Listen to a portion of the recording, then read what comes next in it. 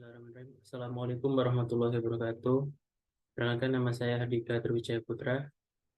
Pada kesempatan kali ini, saya akan mewakili rekan-rekan saya untuk mempresentasikan proyek capstone kita yang berjudul Pengembangan Nodal Wireless Sensor Network WSN untuk Pertanian Presisi 4.0 dengan anggota Noval Armazuk, saya sendiri Hardika Triwijaya Putra, dan Irfan Helmi, Prodi Teknik Elektro, Fakultas Teknik Universitas Mercu Buana.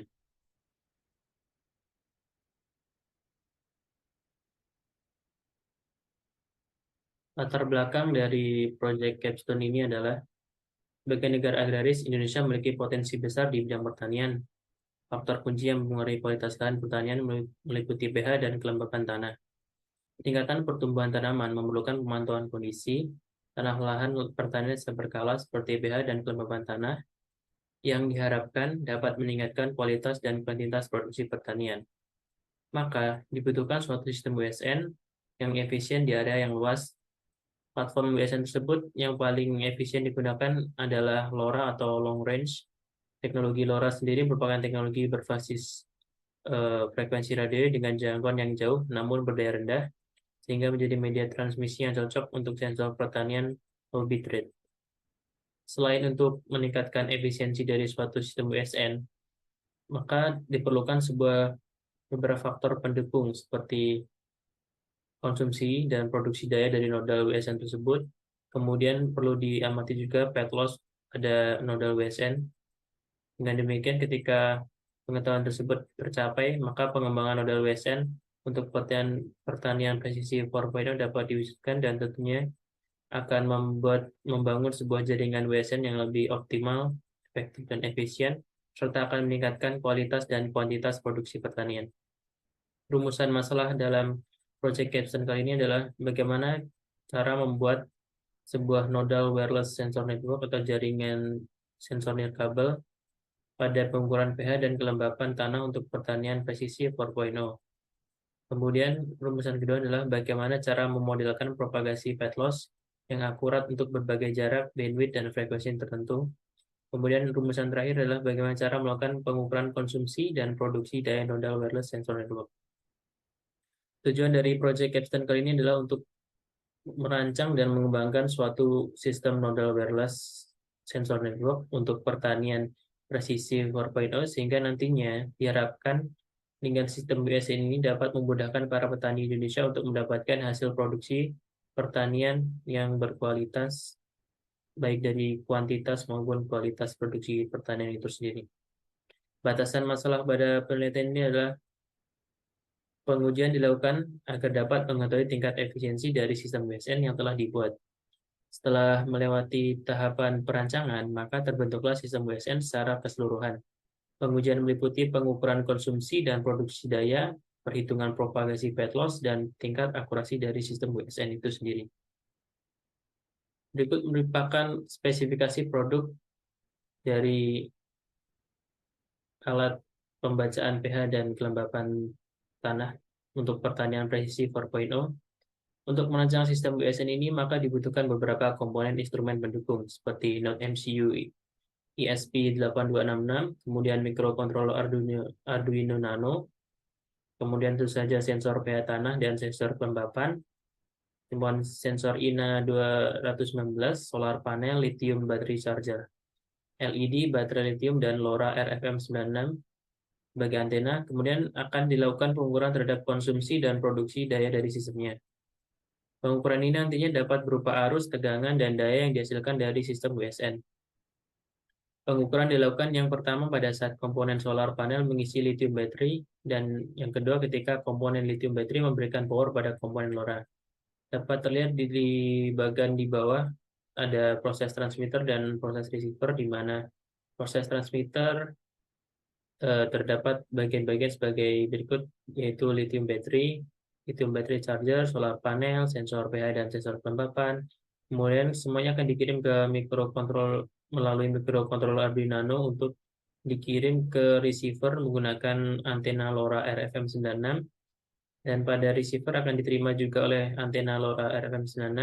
Kemudian data akan diolah oleh mikrokontroller Node MCU SI8266 dengan baterai dengan baterai charging. Kemudian data yang didapatkan bisa ditampilkan melalui TeamSpeak maupun real-time melalui Telegram. Pengujian dilakukan agar dapat mengetahui tingkat efisiensi dari sistem WSN yang telah dibuat. Setelah melewati tahapan perancangan, maka terbentuklah sistem WSN secara keseluruhan. Pengujian ini meliputi pengukuran konsumsi dan produksi daya, perhitungan propagasi fat loss, dan tingkat akurasi dari sistem WSN itu sendiri.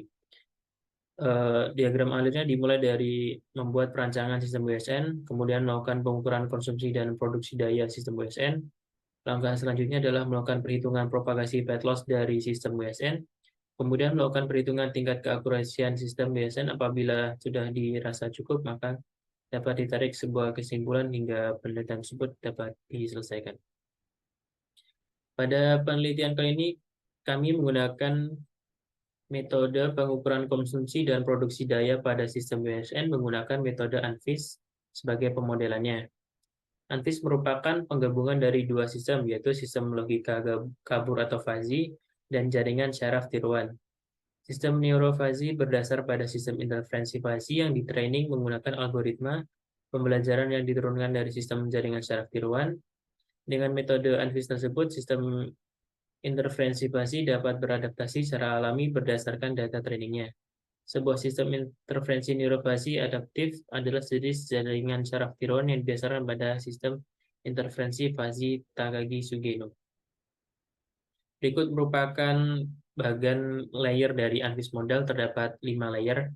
Yang layer pertama merupakan premise, the input membership. Kemudian layer kedua bersifat konstan. Layer ketiga juga konstan, merupakan normalisasi dari output layer kedua. Kemudian layer keempat merupakan penambahan variabel konsekuen. Dan layer kelima adalah hasil dari penjumlahan dari semua output tersebut. Berikut merupakan dasar setiap output dari layer ANFIS. Untuk layer pertama yaitu fusifikasi. Setiap output yang dilambangkan dengan output noda I berkontribusi untuk meningkatkan derajat anggotaan.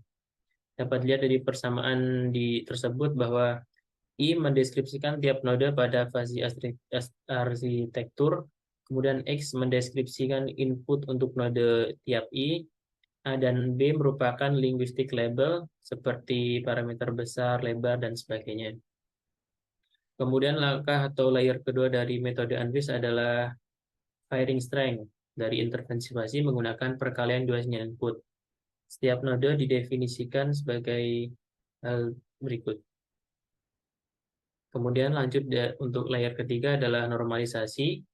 Dapat dilihat persamaan matematika sebagai berikut, di mana WI adalah merupakan fire strength atau kekuatan tembak dari tiap node. Dan kemudian yang selanjutnya adalah normalisasi firing strength pada node. Setelah itu kita menuju ke layer keempat, yaitu adalah perhitungan output berdasarkan elemen konsekuensi aturan, di mana PQR merupakan parameter set yang sudah diatur, kemudian FI merupakan output berdasarkan parameter konsekuensi aturan. Terakhir, kemudian pada output kelima, menghitung output keseluruhan sebagai penjumlahan semua sinyal input. Kemudian untuk mengetahui propagasi fat loss, kita mengetahui sebuah model propagasi free space fat loss yang merupakan sebuah model propagasi yang berasal dari fungsi turunan transmisi dua buah antena pemancar dan penerima. Berdasarkan transmisi phase, fungsi ini menyebutkan bahwa hubungan antara daya yang diterima dengan daya yang ditransmisikan antara dua buah antena yang dipisahkan oleh jarak R yang cukup besar. Secara singkatnya dapat dibuat sebuah persamaan matematis. Free space loss adalah 20 log 10, di mana D adalah satuan meter, I tambah 20 log 10 F, frekuensi pada satuan megahertz, dan kemudian dikurangi 2,755 merupakan konstanta. Kemudian di gambar ini merupakan diagram alir ANFIS, di mana dimulai dari mempelajari dan menelaah dari berbagai literasi, di mana itu termasuk ke studi literatur dari berbagai buku dan berhubungan yang berhubungan dengan topik ANFIS. Kemudian pengambilan data yang konsumsi daya nodal WSN yang dihasilkan dari solar panel tadi. Kemudian struktur data adalah membuat data struktur sebagai parameter input dan output UNFIS. Kemudian perancangan UNFIS konsumsi daya nodal WSN adalah setelah data struktur sudah dibuat, tahap berikutnya perancangan sistem UNFIS, yaitu adalah training data, menentukan tipe fungsi keanggotaan atau membership function, dan jumlah fungsi keanggotaan, kemudian interference fuzzy, dan defusifikasi. Apabila nilai error yang kita harapkan sudah tercapai, maka lanjut ke tahap selanjutnya. Apabila belum, maka UNFIS akan melanjutkan untuk mentraining data hingga nilai error yang kita inginkan tercapai. Setelah nilai error yang kita inginkan tercapai, maka akan kita bisa buat sebuah model matematika untuk konsumsi daya nodal WSN yang merupakan hasil dari perancangan UNFIS itu sendiri. Berikut merupakan hasil pengukuran secara langsung dari LoRa WSN yang dikirimkan secara real time melalui Telegram. Dapat dilihat dari gambar sebelah kiri, datanya berupa solar, baterai, kemudian daya yang dikeluarkan, ada juga kekuatan sinyal atau RSSI yang akan digunakan untuk perhitungan propagasi bad loss. Yang gambar kedua merupakan sebuah data pengambilan untuk propagasi bad loss di mana terdapat data atau jarak, kemudian SNR atau signal noise ratio, kemudian ada RSSI juga untuk mengetahui kekuatan sinyal. Berikut merupakan hasil pengukuran arus solar panel, arus nodal WSN, dan kapasitas sisa baterai untuk waktu dan berdasarkan jam, jadi 24 jam. Berikut merupakan hasil dari pemodelan UNFIS di mana terdapat 3 input membership. Dapat lihat kurvanya seperti itu. Kemudian dapat kita lihat juga berapa jumlah arus solar panel, kemudian arus nodal WSN, dan kapasitas sisa baterai pada tabel di sebelah kiri. Kemudian berikut merupakan hasil kurva dari pengukuran daya yang dihasilkan oleh solar cell dalam produksi dan konsumsi daya nodal WSN. Dapat kita lihat di sini bahwa garis yang berwarna biru merupakan akumulasi produk solar, kemudian yang bergaris orange merupakan akumulasi dari konsumsi alat tersebut, kemudian yang berwarna abu-abu merupakan kapasitas sisa baterai. Berdasarkan hasil pengukuran bahwa daya yang dihasilkan oleh solar cell masih belum mencukupi kebutuhan daya nodal WSN, di mana daya yang dihasilkan dari solar cell mulai pukul 7 pagi sampai pukul 4 sore dengan total arus sebesar 6,318 mA, sedangkan arus yang dibutuhkan oleh nodal WSN selama 24 jam sebesar 24,588 mA. Dengan demikian, produksi yang dihasilkan oleh solar cell tersebut belum dapat mencukupi kebutuhan daya nodal WSN untuk beroperasi selama 24 jam.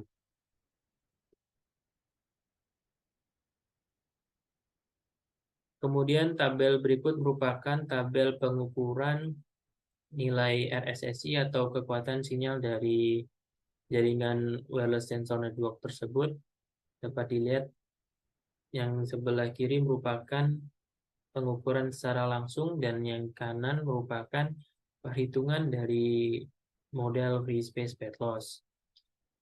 Dimulai dari jarak setiap 5 meter, diberi selisih pertambahan jarak 5 meter, kemudian diukur nilai RSSI-nya atau kekuatan sinyal pada penambahan dengan 2 tipe antena gain, yaitu 0 dBm dan 20 dBm.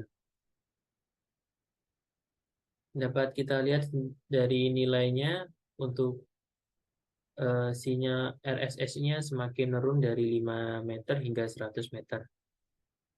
Kemudian setelah didapatkan tabel hasil kekuatan sinyal ini akan dilakukan pemodelan ANFIS juga untuk propagasi pet loss dan didapati hasil sebagai berikut.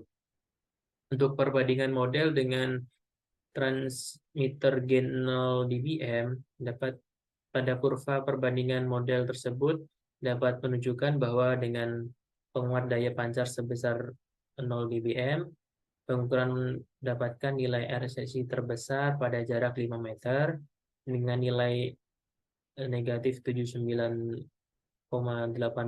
desibel, dan yang terkecil tentu saja pada jarak terjauh yaitu 100 meter sebesar negatif 96,68 desibel.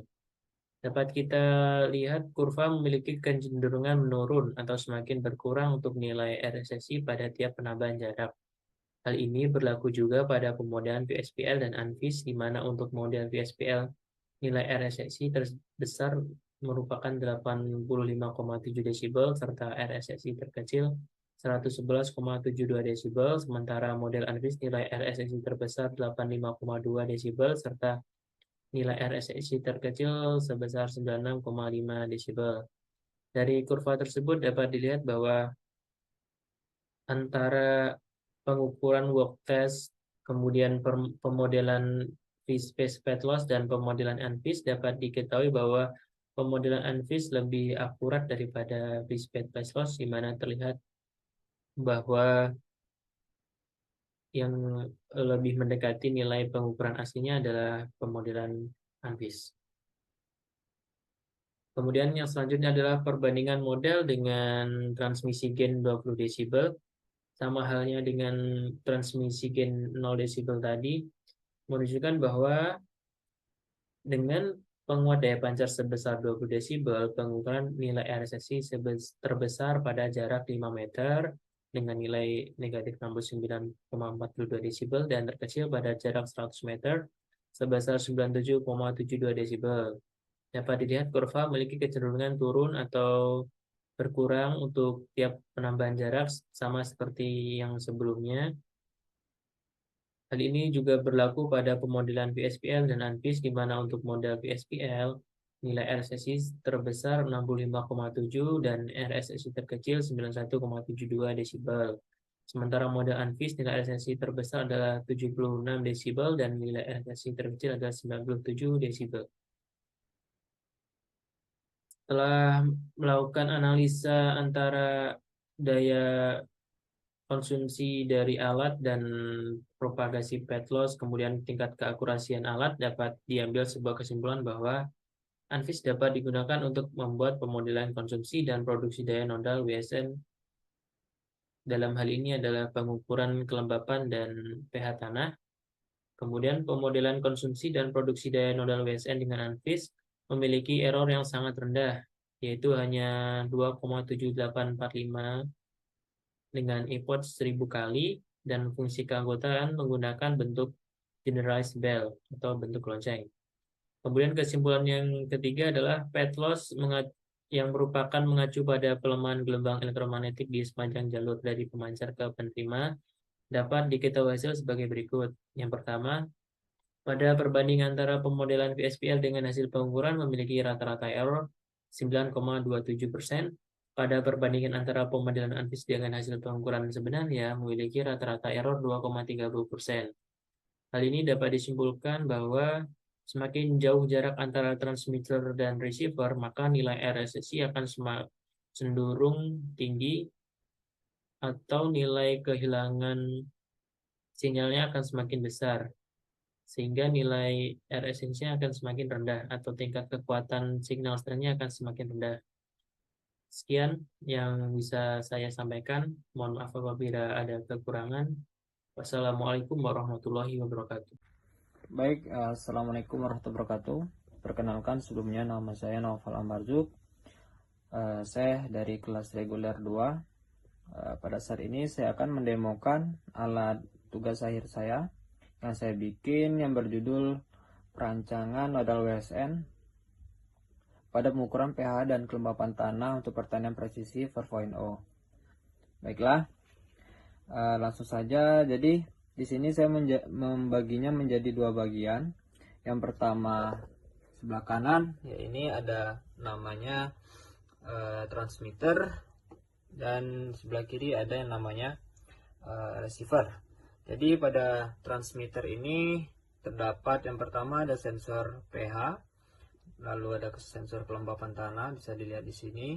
Terus di atasnya terdapat solar panel yang dimana sebagai power supply juga ketika pada waktu siang hari.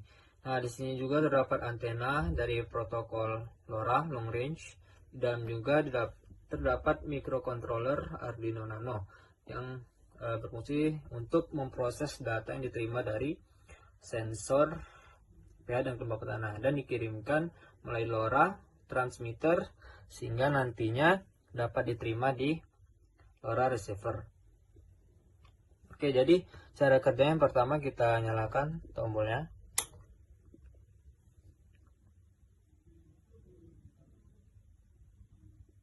Nah, indikasinya ketika sinyalnya udah ada, itu akan berkedip seperti itu tadi. Artinya itu sudah siap untuk dikirim ke LoRa receiver. Di LoRa receiver juga terdapat tombol yang akan kita nyalakan seperti ini. Nah, di sini kelihatan ya, ada lampu LED warna biru yang berkedip. Artinya ketika dia berkedip, artinya dia sedang mencari internet WiFi yang akan dihubungkan. Ketika dia sudah berhenti berkedip, artinya dia sudah menemukan internet atau sudah terhubung ke internet. Baiklah. Jadi cara pengirimannya, dia ada data sensor akan dikirim dan terima di sini di receiver ini, dan nantinya akan diterima langsung oleh Telegram. Untuk tampilan pada Telegramnya akan saya buat di video selanjutnya. Terima kasih. Baiklah, adapun di sini kelihatan adanya aplikasi Telegram yang dimana pertama seperti saya sampaikan sebelumnya, data berawal dari data sensor yang akan diterima, yaitu sensor pH dan kelembapan tanah, lalu diproses oleh microcontroller Arduino Nano dan dikirim oleh LoRa transmitter dan diterima oleh LoRa receiver. Nah, selanjutnya akan dikirimkan ke Telegram. Sebelum itu, untuk mendapatkan datanya dari Telegram juga harus merespon terlebih dahulu seperti ini.